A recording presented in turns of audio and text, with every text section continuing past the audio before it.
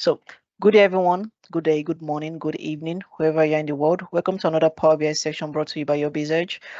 For today's session, we have been using Visual Studio to do C# scripting for Tabular editor, and our special guest also a Microsoft MVP, Bernat.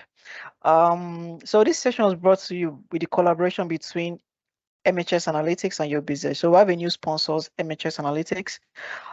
So for some of you that might be in Canada and you want to take data analysis training in Canada, so the MHS Analytics is located in Canada, and their main motto is basically they are committed to giving their client the business intelligence edge they need using tools they already have, and they offer courses such as big data with Excel, that's using Power Query, Power Pivot, and also VBA for automation.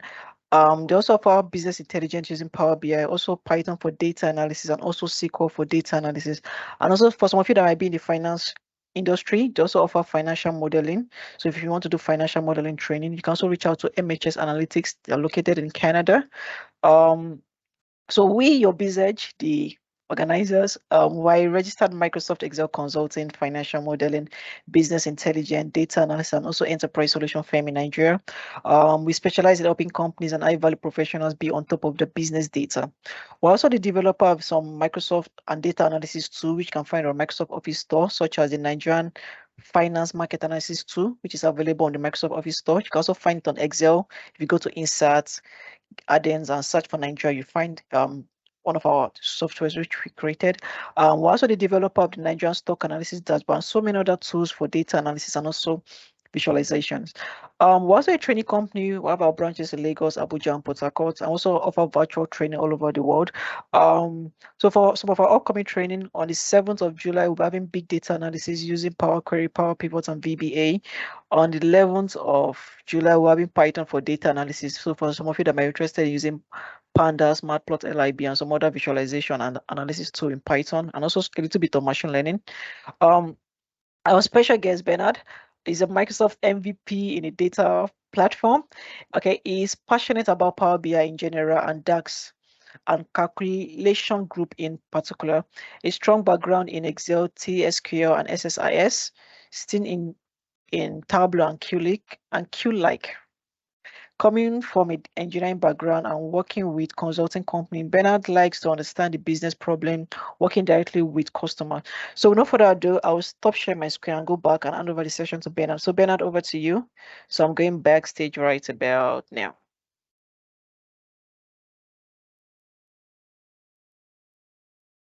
Sorry, you're on mute. Okay. Now it's fine.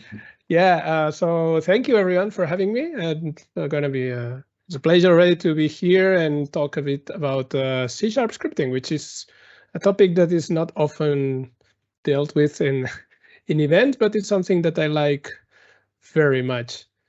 And I'll just share my screen. I do have a couple of slides, but before we dive into why do I like C# scripting so much? Well, part of the reason is what was just mentioned, that I come from Excel, and not just Excel, but basically macros in Excel. So I was working for 5 years plus, yeah, something like that, on basically macros in a automobile company that didn't like data tools so much, so only Excel was accepted. They had lots of data, of course, and and they had a lot of reporting to do, and macros were the way to go. And there's pretty much what I've learned, and I also did many things. So I was very used at being able to automate anything I wanted to do with an Excel. Now, of course, time goes by. I started with a SQL plus Excel, then later some of SSIS, and then touching different reporting tools until I found Power BI, and I liked it very, very much. And then, eventually I found a Tabular editor and the possibility to run scripts there. So it took me a while until I got into that, but finally I started dealing with scripts. And while doing that, I always thought the experience was very, very tough. Yeah. So let me show you this slide. Basically, I started like everyone with a Tabular editor too. Yeah, this is already a great tool, and it's open source and it's free and it's amazing that it's like this. Yeah. It allows you to work much more efficiently with Power BI because, well, you probably know already, but Power BI, every time you create a measure, it's like it has to synchronize. And then if it's a big model, that takes a few seconds and I don't know, and then you make a mistake and then it takes like 5 seconds to tell you that you made a mistake. And so you can fix it. And well, it's very, very slow when you have a large model with, say, not necessarily lots of data, but lots of measures. When there's many objects, many things need to be synchronized and it takes forever. Yeah, so Tabular editor works asynchronously. So meaning that it takes all the metadata, then you can work with that metadata. And when you're ready, then you can save all the changes back to the model once. And that makes working with the tabular model much more fast. Of course, when you know what you're doing. Yeah, because it's not as user-friendly as you would say as a tabular as a Power BI desktop.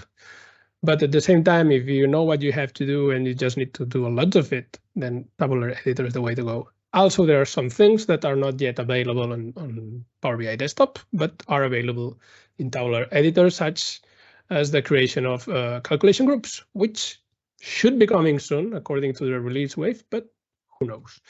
Yeah, so anyway, we are dealing with scripts. So how can we do scripts? Scripts can only be run with Tabular Editor 2 and Tabular Editor 3, which is the commercial version. And the cheapest one is like it's like 90 something euros per year, which is the price, but divided per month is not that much if you work every day with Power BI, of course. Then, so of course, Tabular Editor 3 has many productivity features. Yeah, so you can have several scripts, you can have IntelliSense, which is one of the biggest things missing in Tabular Editor 2. So you can write measures pretty much as if you were in Power BI desktop. And you can even run queries and all these sort of things. Yeah, but when you're writing scripts, then there is some things that will help you. Also, there's some IntelliSense for C# scripts. In Tabular Editor, there is almost nothing. And in Tabular Editor 3, much better. Yeah, so you get even for your own classes, if you put the class at the end of the script, you can get some IntelliSense on that. And but it's not really easy to create a repository of code that you want to reuse in every script. That's not. And also, if you're like using external libraries like Visual Basic or Forms or something like this, you do not get IntelliSense for those. And when you're using those objects, you need something to know what you have to put there. And otherwise, it's very, very difficult. And yeah, so when you're at, when you're at the references, well, you have to put some code and well, you will see. Basically, the point here is that to do what we want to do today, we'll have to use Visual Studio. Yeah, Visual Studio Code is not enough for what we want to do today because due to the limitations of Tabular Editor 2, we need to create a DLL file with some dependencies. Yeah, we'll see what is this, so no worry. But I want to say that if you have Tabular Editor 3, maybe you can work just with Visual Studio Code. But if you're working with Tabular Editor 2, then to do what we'll do today, you need Visual Studio. Visual Studio, if it's for learning or training, or if your work is for open source projects, there is a community version you can use. Yeah. Otherwise, you need to go for a paid version. Yeah. But if you are learning, you can use it, and well, it will not cost you for that purpose. Yeah. Just remember that if you move into other purposes, then you do need to a proper license. Okay. And here we'll see that is the best experience you can get for coding. Okay, enough of this. So if you follow my blog, today we'll see basically what I explain in this, the C# scripting Nirvana. Yeah, we'll see step by step so you can get the links and everything from there. I will share it also here just in case. Okay. So what we'll need? Well, first we have a Power BI report. And let's say we have some sales amount and we slice it by different dimensions.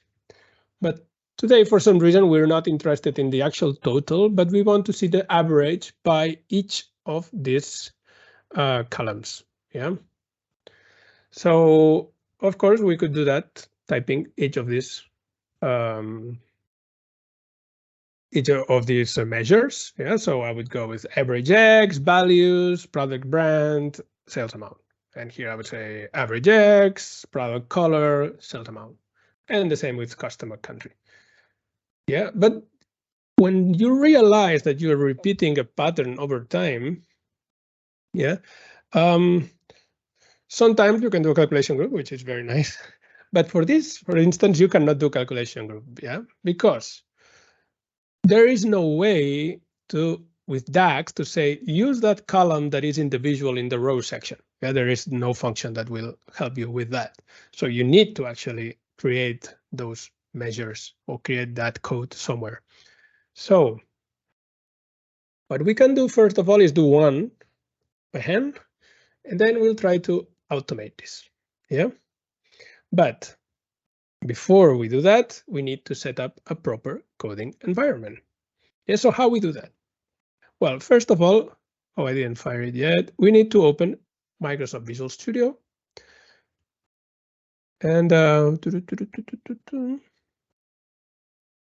okay, it's okay. And then what we'll do is you need to have installed the .NET module, because we will be doing a C# library, and that's included in that module. And once you get to this screen, you need to say that you want to clone a repository. Yeah, basically that will bring all the code that I have in my repository to your machine, and you can work from there. Yeah, here the repository direction, let me grab it real quick, is this one. Yeah. And then you have to say in which, hello? Sorry, if you can also help us paste it in the chat. Some of us are following you. Yes, let's do that. Thank you. Okay, here it is. Thank you. Okay, so then you need to put an empty folder here. So here I'll go to this folder, and I'll click clone. Okay, and it will download the files, but it should not take too long. Right? Let's see.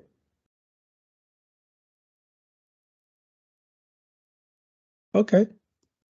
Sometimes you get like some file list and you need to double click on the solution file. Sometimes apparently it opens it all. I don't know why, but this is what happens. Okay, so these files are almost ready for working with them. Yeah, if you open the C# scripts, yeah, and you wait for a while, you will see that there are some errors showing up. You see, here and here, and also eventually it will complain about some other things that are missing. Yeah, at this point, this project still does not know how to deal with the tabular model, but this can be fixed very easily. Yeah, we need to add two references to some files that are present in the Tabular editor to install files and in the local data. Yeah, so to get them, we'll go to project, add reference. Yes, so right click on project, add reference. And now here I already have them, but imagine if we didn't have them here, we can go to browse. And then the easiest way to find them is, if you remember app data, yeah, this folder, you put it like this, percentage app data percentage. This will bring you to this default folder. And then from there, we are in the roaming, we want to go up, and then we go to local. Then here we look for Tabular editor, which is here. And here we found the Tabular edit, the Tom Wrapper 14 DLL. Yeah, this is one of the files.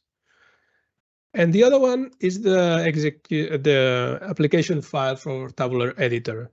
So there is also some shortcut that you can use. I don't remember it, so I'll just go through the C unit. And you need to look for the 32-bit program folder. Yeah. And here we'll find also a Tabular editor. There it is. And then we just need to select the tabular editor.exe file. Okay. These are the two files. Click OK. And we'll repeat the same process for this other general functions project. Okay. So we go to add, reference, and OK, these are the two. Fine. OK, we still see that there are some things missing, but all of this is fixed automatically when we right click on the solution and we say build solution. Yeah. This will take care of downloading all the dependencies and also will bring a copy of these two files that we just selected to the same folder. Oh, wait. Why is this complaining? Interaction. OK, this should not be important.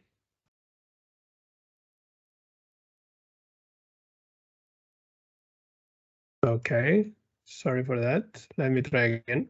This is some code I added the other day. OK. 2 succeeded, 0 failed, 0 skip. Very good. Yeah. I don't understand. I didn't add any code. So the line was already there, but sometimes I don't know, it fails to acknowledge that. So with control period, it kind of brings all the help you can get for that situation. Yeah. So now you see we have some other stuff that downloaded, and now this code is completely fine. Yeah. OK. So far, so good. Now what we'll do is we'll do some other small setup that will allow us, because now here, let me explain. Here we can already write good DAX code. Yeah. So if I go to model.tables, you see that I already have all the TOM structure here, and I can operate with that. And here I can go add tables. I don't know. I can go and say, OK, I don't know, the first table of the model dot, and then I go. You see, I have add measure, a hierarchy. So I have the complete library of functions to modify the tabular model. Yeah. So far, so good. But the thing is that once I have it here, if I want to copy it to Tabular editor, which is the only place where I can execute this code, right now is not super easy. Yeah.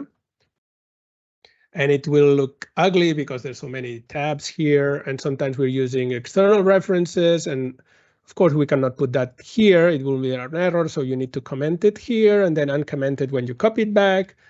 And I did that for a while, and it was a great advancement compared with just coding directly in Tabular editor. But I wish there was a better way of doing that. So once I decided to do some coding, and I managed a way to do that a bit better. Yes, so if you scroll here, you'll find this function, copy macro from VS file with DLL. Yeah.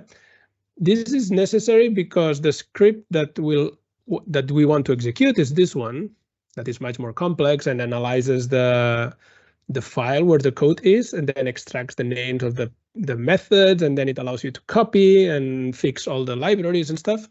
But unfortunately, this code cannot be executed directly in Tabular Editor 2. Yeah, because it does not have the necessary libraries. But from Tabular Editor 2, we can add the reference to the DLL file that we just created, and then all the code is available there. So we can execute it. But say, Bernat, I don't know what you're meaning. It's OK. Just follow with the tutorial, and then you'll be able to code whatever you want. So here we have some instructions. Yeah. So compile the project, we already did, and get the path to T-scripts DLL. OK. In a project folder, bin debug T-scripts DLL. OK. Basically, what it means is here in the T-scripts, we can open the folder, File Explorer, and then we go to bin, and then we go to debug, And here, when we look around, we find the T-Scripts DLL. Okay, so now I right-click here. I don't see the option to copy the full path, so I go to more options, and here, wait, I didn't select it properly. Let's see now. Oh, now I have. Yeah, so copy file as path, something like this. Yeah. So now I come here and I select this and I paste the path to the file. Yeah. Now next, we need to say where these files are so that the code will know where to look for the code. Yeah. So here in the T-Scripts, we also right-click, copy full path, and I put it here. Here, I need to leave the double quotes. OK. And I'll do the same for general functions. All of this is only needed once. Yeah. So, and it's all in the block, so it's not too bad. And just you can use it. It's only once per machine. OK. So this is the script. Now, what we'll do is, well, first we'll from the external tools, we'll open Tabular editor. I'll just go for the open source version so everybody can use the same way. And we go to the C# script tab over here. Yeah. Now, from Visual Studio, I will copy the content of this method. Yeah. I'll copy this, paste it here. And now this is the only time. Yeah. I need to remember to uncomment these two lines. OK. This first line says, hey, you need to use that DLL file. And then the second one is like, yeah, I'm really using that code. It's just something from C#. And then it passes these two paths as parameters for this method that lives inside the DLL. Okay. When I execute this, I'm not sure if I need to delete this first line or not. Let's see. Oh, it works. OK, you see, we get like a menu here. It says choose a macro. Yeah. So here we have some names, and this is the same name of the script that we just modified. Yeah. But wait, I forgot to save the changes. So if I copy it now, I will get the previous version. So let me cancel. So before I do that, it's also good because it forces you to save things before you copy them. So it's OK. Let's go back. Let's execute this again. And now we'll see what happens if I copy this. It's the same thing, but when I copy, you see that here the script looks pretty bad. Yeah. And I had to uncomment the libraries and so on. Now I'll copy it with this. And now I select everything, I delete it, and now I paste it. And you see that this already looks much, much nicer. I didn't have to uncomment anything. The tabs were all nice. And even those comments that I have this keyword like no copy, which are some comments I put just for people to understand how to use this, those are not copied here. So, and this is the same script. So if I execute, it works the same. OK, but now that we have it so beautifully here, what we'll do is we store this script as a macro, so we can use it anytime we want without doing anything. So we go to save as macro. And we'll call it a get macro demo. Yeah. And for the objects that will show this macro, we'll just select model because it's really not related to anything. OK, so we say OK. And now, even if I don't have anything here, I can go to model, macros, get macro demo. OK. So I select this one, and then I have again all these names. Yeah. So what are all these names? Let me show you. These names are the different methods that we have here, actually in the same order. You see this, the first one is called my script. Second one is user choose name, user choose. These are something that I added very recently that are just like some code snippets that will help you create scripts that are a bit more interactive. Yeah. So because it's good that all the configuration that your script needs can happen interactively when you execute it.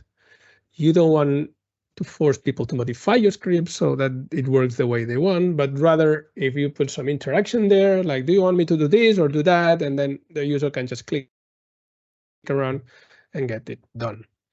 Yeah. So here, for example, one of the most common use cases is that you want to create, say, a table or a measure, but you want to give the opportunity to the user to modify the name of that measure. Yeah. So here, for example, this is the snippet, and you can test them. Yeah. So if I come here and say, OK, macros, get macro, choose name. OK, then I paste it here, and then I execute it. You see, there's a pop-up, and then it suggests the full name, and then I can write something else, new name, and OK. But then the variable actually gets the new name. Yeah. So I just put some outputs to see what's the value of that measure. So you can reuse that code in any script that you want. Yeah. So you just need to remember to put this at the top, and then later on just use the interaction input box. Yeah.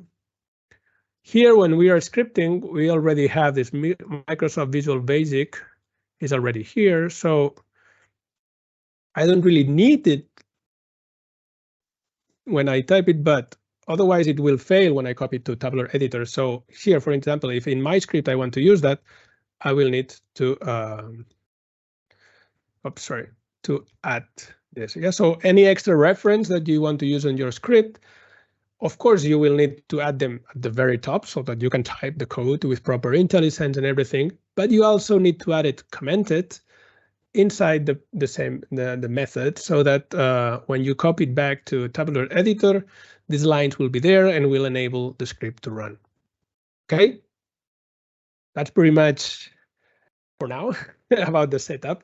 So let's go back to Tabular to Power BI Desktop and think about the measure that we want to create. Yeah. So, for example, let's create first one measure, and then we can start automating things. Yeah. So new measure, and this will be like average sales amount by brand. Okay, this is the name, and this will be a very classic average X or values from product brand. Product brand. Okay, and here the sales amount. Okay, that's it.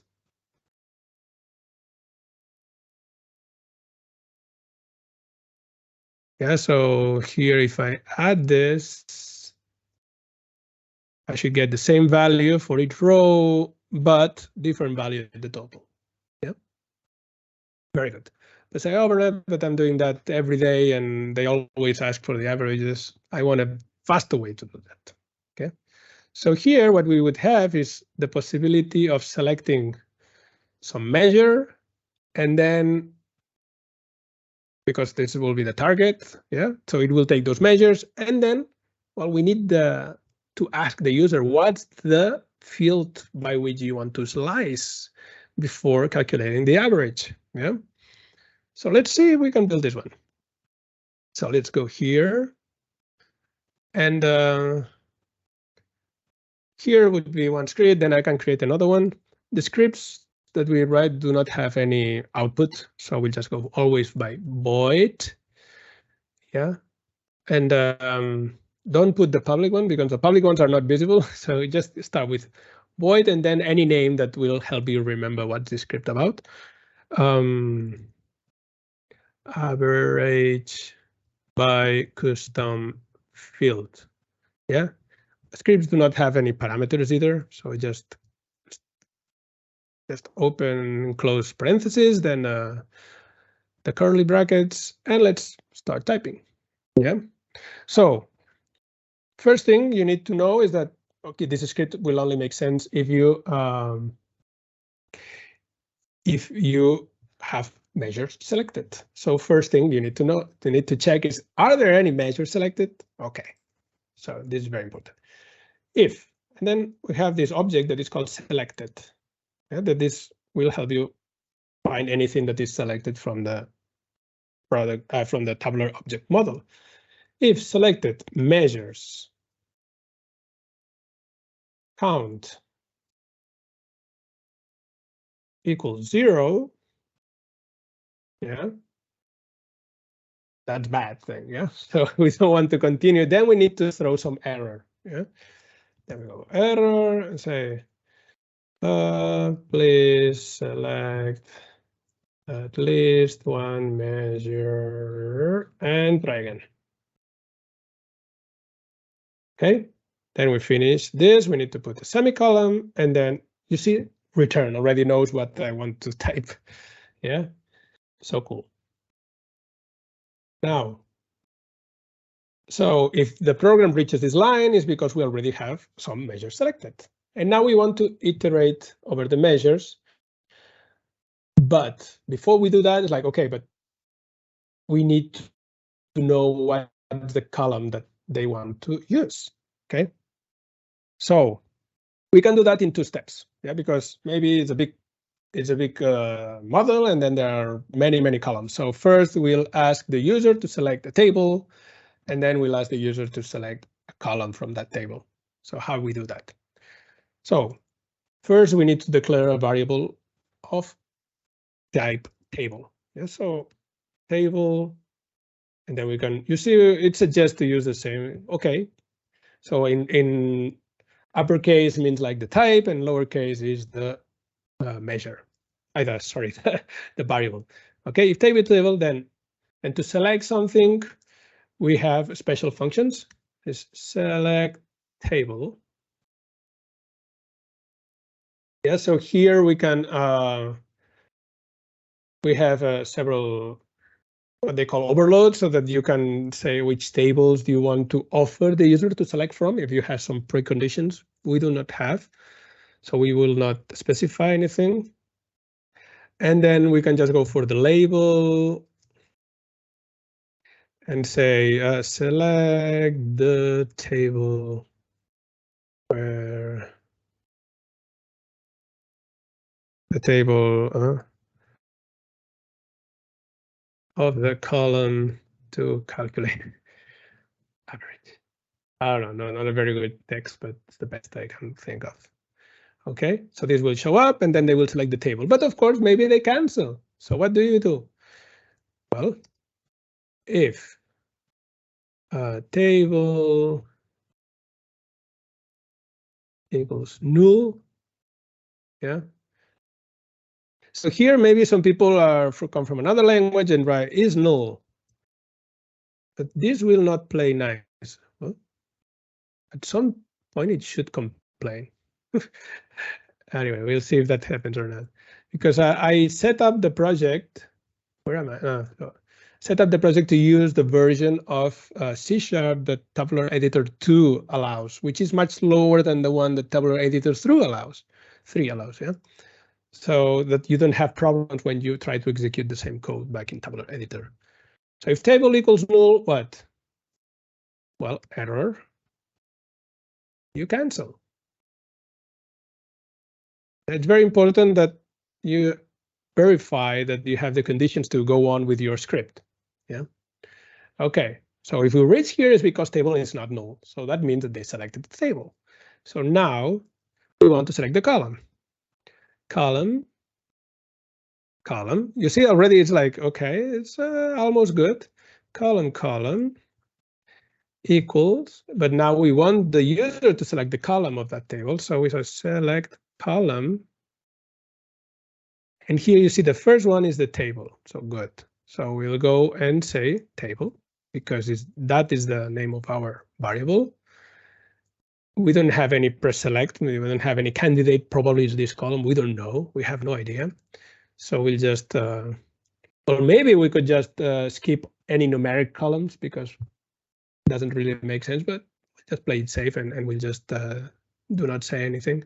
Then for label, we'll say select column for average. Page. It's grain. I don't know. I'm just making it up. Yeah. All right. Then again, maybe they cancel the second time.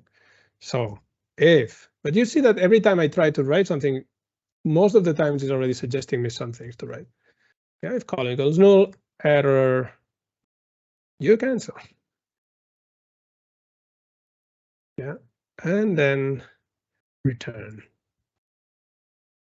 All right. Oh, here I also need semicolon. Okay, so we already have the column. Good. Now we can finally go into the and iterate for each of the measures that we might have selected. So for each, now here also I declare measure. This is the same as before. Measure, yeah, in selected measures. Yeah, this is will do for each of the measures. If it's 1, if it's 2, if it's 20, it doesn't matter. So now we need to prepare all the everything we'll need to create those measures. So those are strings. So I will go with string and say measure name. We need a name. What are we going to call the name? So what we did in Power BI Desktop was average sales amount by brand. So we can do something like that. We just modify this last piece to use the column name. Okay. So we'll say average, and then sales amount is the name of the measure. So what we'll do now is we can do several things here. One that I like, yeah, because you can start like concatenating strings like this if you want. Yeah, just remember that you need to use the plus, but it gets a bit messy. So instead, something that you can do is like string.format. Yeah, and then here you just write one string and you put placeholders that are like these curly brackets with different numbers. Yeah, average by 222. Yeah. So one is going to be the measure name and the other one is a column name. Yeah, very good. So this is the first argument. Now we need to provide those placeholder values. Yeah.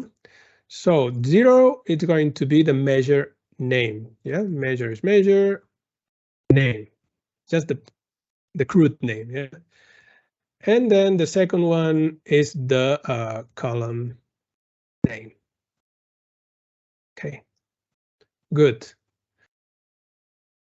We have just the name. We need the expression now. Yeah. So we can do something similar. We just copy this. String measure expression equals, and then we'll do the same. String format, and we can just type this, and now we need to fix it, right? So this is one thing, yeah? This is one thing, 0, and this is the other thing, 1. But now we need to be careful because it's not just the measure name or the column name. We want the whole thing and we need the single quotes and everything. Luckily for us, there's a method that will help us. Yeah. So in position 0, what is column dot DAX object full name. This will take care of the table name, the single quote if necessary, and so on. And 1 is the measure, but with the square brackets and everything. So what we'll go is with measure dot DAX object full name as well. Okay. This is our expression. But so far we only have 2 strings. Yeah, we need to actually create those measures. Now, by default, where should we place those measures? Well, let's play it easy. We'll place them in the same table as the column. Okay. So what we'll do is first we'll create also a measure variable to store the new measure, because then later we might want to do more things with it. Yeah, so measure, we'll call that average measure, equals, and then we'll go to the column dot. Here it's cool because you can also go up. Yeah, so you can go to this attribute, but also you can go to the parent. Yeah, column dot table dot add measure. And you see measure name, measure expression. That's exactly what we want. Awesome. It's way better than typing in Tabular editor. Yeah, so this will already create the measure for us. But we can go, since the code will do it for us and we're just doing it once, we can also do it nicely. Yeah, so here, for instance, we could also add a string measure description. And then we can say, actually, it's pretty much the measure name. Yeah. We'll just play it. But I could type something different, yeah, if I wanted to. And then to add it, because when you create it, you cannot specify everything. That's why I stored as a variable. And then I can go average measure dot description equals measure description. And even maybe that DAX was, we want it to look very nice and tidy. We can go also average measure dot format DAX. Okay. But let's see if it works. But how can we do that? First of all, remember, we need to save. Yeah. And then we go back to Tabular editor, which is, where's Tabular editor? I don't see it.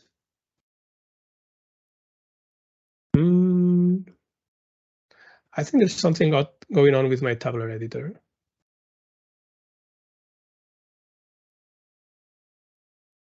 Yeah, the macros are being okay. I think I have some problem with my macro file, which fails to initiate it. So sorry for that. I'll just go very quickly to copy again that thing.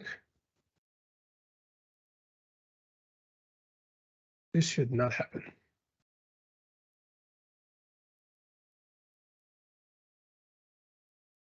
Sometimes if you have something that worked, but then doesn't work anymore, then you get this behavior. This happened to me once. And let me copy this. Okay, let me paste it again. Now I have my macro. Get macro demo. I'll try not to close the screen. Okay, so now we're here, and then we go to macros, get macro, and now average by custom field is already there. So I click OK. Oh, and nothing happened, but I didn't show me either the.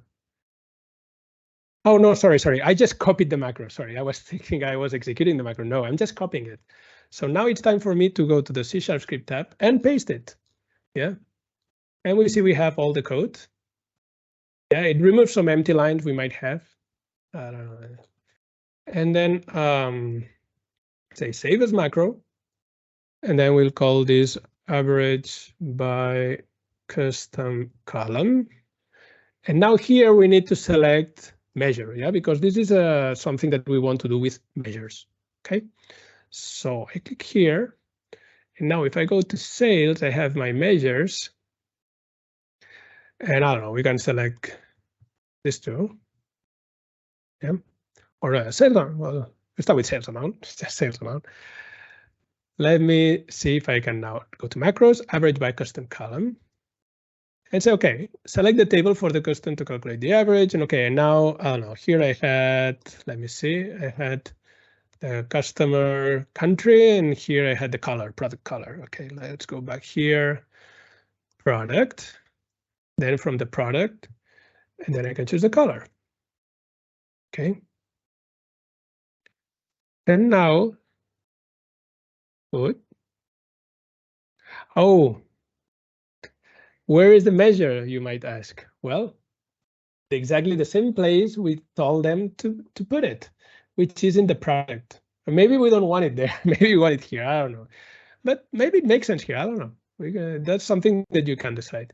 And if we check that expression, we indeed see that it looks beautiful and it's using the color. Okay. So, but now this measure only exists inside Tabular editor, you know.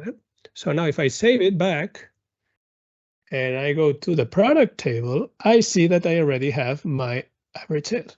So now, no, here in my table, then if I bring my average, indeed, I have the same value, adjusted for the total instead of the sum, we're doing the average. Yes, which is what we were looking for. Yeah, and we can also test that this works not just for one, but it works for the rest as well. So if I select the other three measures and I do the same, and I select again the product, color, and we have all the other three measures here as well. Yeah, and they got all this nice text. And even if you go to the model view and you select them, well, there's no need to go to the model view. If I go on top, well, you see that I have a description that is exactly as the name, but I could have a longer description as well if I can think of something that I can generate automatically, of course. Yeah. So how is this? Is it good? But maybe one of you will come and say, Bernat, this is very nice, but I always work with a measure table. So, okay, I don't, but I respect your position. So how can I tweak this script so that the new measures will always go to the measure table? It's okay. But we have a problem. Well, we have a problem. We have something that is like, okay, the first time I can create a measure table and put it there. But then the second time, I don't want to create a new measure table. I need to check first if the measure table is already in place. And if so, use that measure. Yeah. And that's something that we might want to do over and over again in different scripts. Yeah, because maybe we all create the measures with many different scripts. And that check, that piece of code will be found in many of our scripts. So in this last part of the session, I want to explain what is this general functions thing about. Yeah. So if we go here, general functions, as the name tries to imply, is to put pieces of code that you will reuse over and over. Yeah, it's monolithic. So this block of code, all of it will come whenever you want to use any little piece of this code. But it's just code. Yeah, so it's not going to take much space, and it will work just fine. So here I already have this custom method, this create calc table, but it has a special behavior. Yeah.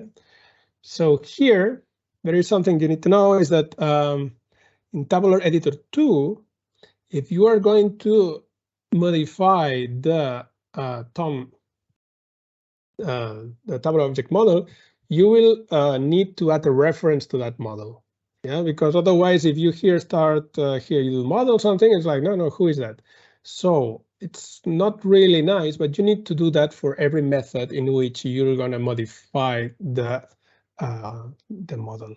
Okay, so this is always there. And then, of course, in this case, we're doing it simple. Say, okay, the table, the measure table will always have the same name. And we'll just do it like this. Yeah.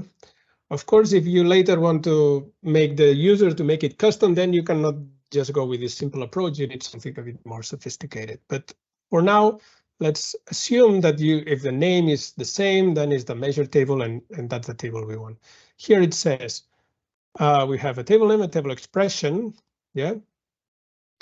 And here what it does is it uses this expression that is to check if there's any table in the model with that name. Yeah, that maybe it reminds you of Power Query. Yeah, this is called a link with Q, yeah? Link expression. And there are a few functions that use this expression. So one is any, the other is where, and there's even select and so on. The thing is, any of these functions, you first declare a variable, and this variable represents each of the objects that come before that. So here I say T, then T is each of the tables. Yeah, and then any will return true if this expression is true for any of the tables. Is there, here I'm asking, is there any table, the table.name equals the table name that I passed as an argument? and this will return either true or false. Yeah, but if this is true, then this mark here will make it false. Yeah. So if there are no tables with that name, then create the table. Yeah, add calculated table with that name and that expression. Otherwise, so if there was indeed a table with that name, then it will return that table. Yeah. Here, what we're doing with where is return all the elements that fulfill this condition. Yes, but of course this could be more than one. So it returns as a collection, even if it has only one item. Yeah, so we need to put this first at the end, which should not make any difference, in order to this expression be just a table and not tables, so to say. Yeah, you see, in this case, it's not like in the scripts. Here we're already saying, okay, this is public because we will want to access it from outside. We always have to put this static. Yeah. And of course, here we need to put the type of the outcome of this method. Okay. So with this in place, I can try to improve my script. Where is it? Here. Yeah. So we should have that before the measures. Yeah. So here, to access those functions, first I need to have this reference here to general functions. And also here in the references, if you go to projects here, you see that there's a check. Yeah. So this other file is part of the references. So, and since I'm using this here, if I use this class name, I can access the methods that are defined inside. So if I go, where is it? Yeah, here. So I go here and table, this is the measure table equals, and then I put fx dot create calc table. Yeah. And here, look, this is good. I get the IntelliSense as well for that function, even though I created it. So it's very, very convenient. So remember, first I need to put model is model. Table name here we'll just have to hard code it. Measure table. Yeah. And then, oops, sorry. And then we need to provide an expression. In case it has to create it, what expression do we want to use for this calc table? Table expression equals, and then I'll just go with a very easy tabular expression in DAX. That should be fine. Yeah, so this what we'll do is look for a table called like this. If it's not present, create it. And if it's present, just return me the reference there. Yeah, so now we have a measure table. Okay, so here we'll change where we create the measure. So instead of creating in the same table as the column, we'll put it to the measure table. And then, of course, we don't need the table. And that's it. Okay. And now we'll see what happens when I copy this. Oh, and sorry, and I forgot something. When I use that fx, I need to copy, of course, because it's an external library. So I need to copy this here. Okay, so now I save. And now I go to Tabular editor that didn't close, thank God. And I will delete all of this. And then I go to model, macros, get macro. I filled OK, and then I paste it. And look at this. At the end of first, of course, it keeps this Visual Basic. No, Visual Basic. What did I copy here?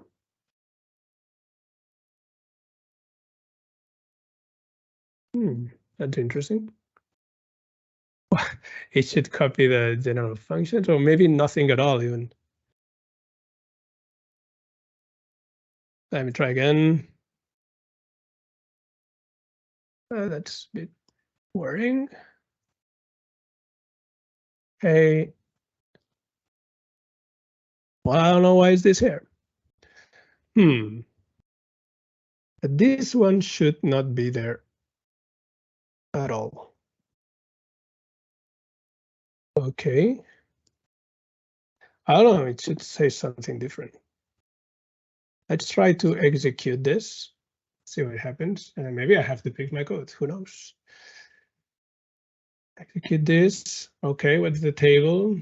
So I don't know, we'll put now customer, country. Okay. And now it does work. So you see we have the measure table here and the measures are there. I don't know why I put the Visual Basic instead of nothing. In that case, it should not be showing. I'll double check that and update the code. But anyway, now the interesting part is if I rerun the script and now I use these ones and go for macros. Oh, wait, first now what I should do, I would have to update that, yeah? So the way to do that in Tabular Editor 2 is say, okay, you see, these are all the macros that should show. It's not there for some reason. Get macro demo. This is a get macro. No, sorry. The macros. This is the code, yeah, that we copied first without the extra class. So if I want to modify that, I have to like first bring that.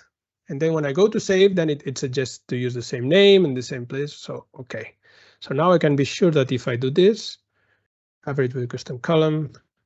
Okay. And now I go to do the same customer country. Okay. And you see, it didn't create a new table. So it just pointed to this one. So that is what we wanted to achieve. So let me save this back to the model.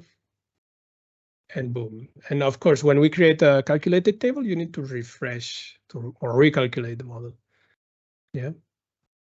So here for country, now we could go with our measure table and bring the sales amount by country. And as you see, we have the same values for the rows, but the total is the average. Yeah. So I think we're running out of time, but I wonder if everybody's like, well, what is going on? Or maybe you could follow up a bit. I don't know. I'm curious to see your reactions. I tried following. I couldn't keep up, so I paused. I'd already set up the Visual Studio environment. Then I shared the link of your blog. I saw you also listed the steps. So and we are recording this session too, so it makes it easy that I can watch the video. It's interesting. I don't know if anybody else on Temida wants to say something. We can unmute anyone who raises their hand. Okay. So if you have any questions, it's actually a lot to take in. So if you have any question, you can raise your hands up. Let me make you a speaker. You can see we have quite a number of people in. And Bernard, amazing. Any question? You want to speak? I can make you a speaker just raising your hands. Okay. One thing I noticed, so while you were when we started, so at some point we had a lot of people, and then towards the end, I noticed that some people maybe they were like, oh, this is like boss level, this is like expert level. So I wanted to let them know that also the link that you shared has the steps, right? I also shared your blog, and then there's a video. It's not, I don't think anybody should be thinking to be able to grasp it instantly in just one exposure, but they will have to practice by themselves.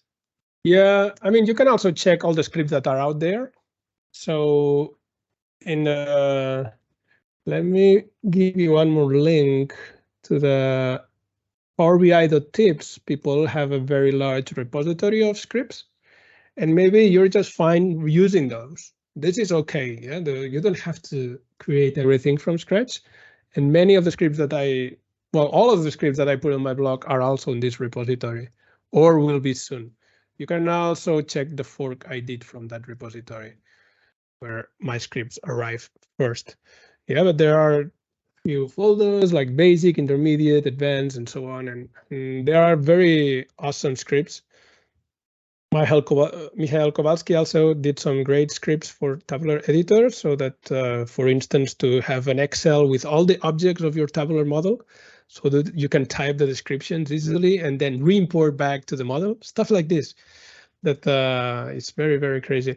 And I also did some scripts to check the integral referent, the referential integrity of your model. So checking that you don't have more values on your fact table than in your dimension table. Yeah. And this was quite popular. I also did one on to create a time intelligence calculation group that was very popular, and some others. So if you don't know anything about scripts, I first invite you to check out the scripts that are already there. And once you have an idea for your own script, I recommend you to use this approach, which will make your life much better. Yeah, because trying to go alone with Tabular Editor will be a very frustrating experience. It was for me. So I recommend you to come this path, which you will see that it almost codes itself. So if you have the idea what you want to do, with the IntelliSense, it's almost immediate. You get the exact words you have to type. Of course, the algorithm you have to think yourself. How are you going to do? Where are you going to set the variable and so on? But you're not stuck because you don't know the keyword or you don't know what the name of the method. Yeah, those things come up very, very easily. And of course, you can get ideas from all the scripts that are already out there. Yeah, so somebody was asking about the visual basic modules and how do I know? Well, I don't. The question, what I did is, for instance, ask at the Tabular editor issue forum in GitHub, and Daniel is very kind and answers eventually whatever request you have, like, oh, I want the user to say yes or no, or I want the user to select from a list, or how can I do this, how I can do the other. And most of the times it comes with a very quick and good answer to your question. Yeah.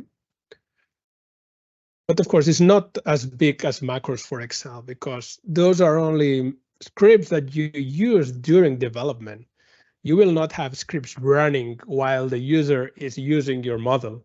Yeah, the scripts never get into the model, just the modifications of it.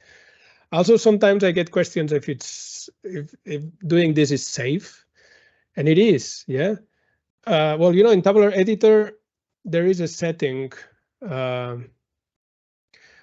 just share very quick. So when you go to Tabular Editor, in the preferences, the very first option you have is allow unsupported Power BI features. Yeah.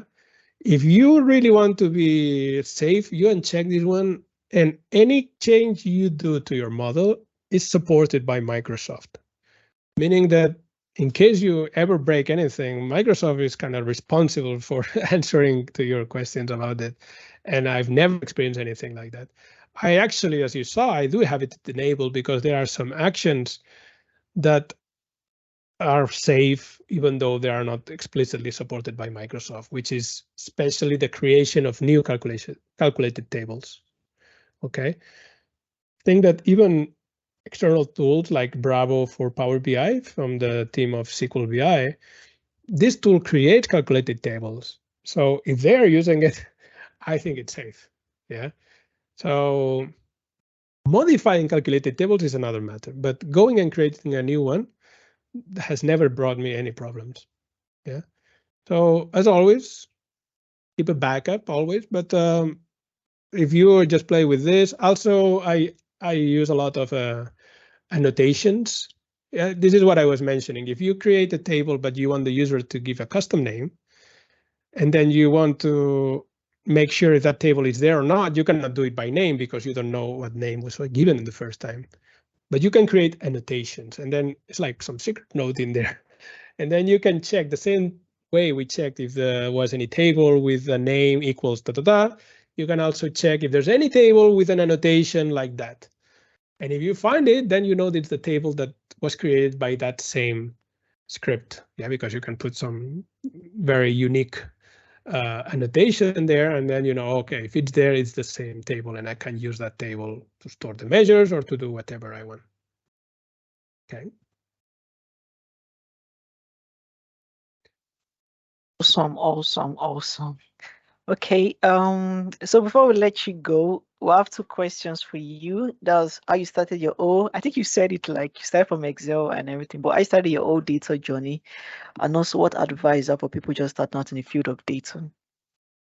Okay, yeah, I started mostly on my own. Yeah, that's right. For Excel and so on, just looking lots of forums and so on. But when I got into Power BI, well, at some point I was the pandemic struck, you know, and then I was left without much of a job for some months, which was okay because I had my daughters at home, so I could not work either. So I was glad I didn't have any work to do. But that also was the opportunity I was looking for, and that I did some courses of SQL BI. Yeah, those courses are very good. Also books. Yeah.